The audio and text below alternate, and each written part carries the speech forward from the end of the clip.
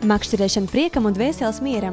Tā skan makšķerēšanas un turisma inventāra ražošanas kompānijas Salmo devīze, kas var lepoties ar 25 gadu pieredzi Latvijas tirgū. Gatavojoties ziemas augstumam, jau šobrīd Salmo veikalos makšķerniekiem tiek piedāvāts kvalitatīvs un silts ziemas apģērbs. Tas, kas tagad visaktuālākais. Slapšs, sniegs, dubļi, viss, ja, tātad apavi, apģērbi, virsēji apģērbi, tas, ko velkam apakšā zem virsēji apģērbi, tātad veļas speciālās, attiecīgi zeķes, cimdi. Tātad tas viss mums veikalos ir ļoti plašā piedāvājumā.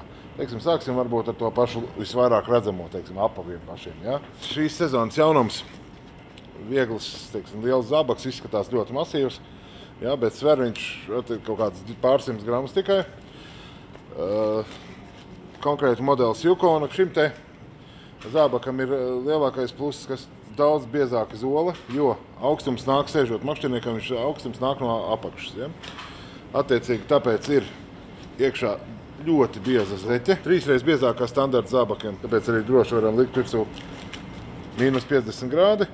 Ir diezgan daudz jaunam arī priekš sievietēm. Tādas brendi kā Aku zābaki, tie ir saucamie trekking zābaki, apavi vispār, tātad brīvā laika un iešanas apavi. Viņi ir paredzēti, kad mitram laikam, tieši tādam slapdraņķim un tādam nelaikam, kāds ir pie mums, bet, kā jau saka, kad makšķerniekiem un es gan pārliecinājos arī sēņotājiem, mogotājiem, viņiem slikts laiks pastāv tikai nepareizs apģērbs. Es noteikti silti iesaku pamēģināt vismaz kādu, kaut vai pašu ekonomiskākās klases termoveļu.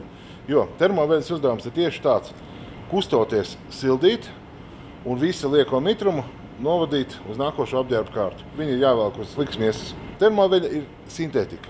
Sintētikas lielākais pluss ir tas, ka viņi neuzsūc. Viņi tikai tevi paņem un novada tālāk.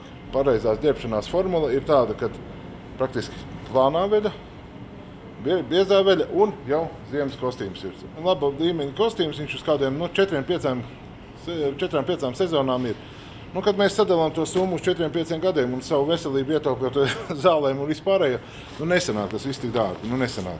Mēs piedāvājam gan Norfinu, gan Gohu, gan veļu, gan zeķes. Kāja vienmēr ir sausa un sausa kāja nesausta. Makšķerēšanai ir jābūt kā atpūtei. Tā ir atpūta, tā ir dvēseles atpūta un Salmo uzdevums ir to dvēseles atpūtu padarīt maksimāli patīkam. Jo nevelti Salmo firmas nemainīgais lozungs ir makšķerēšana priekam.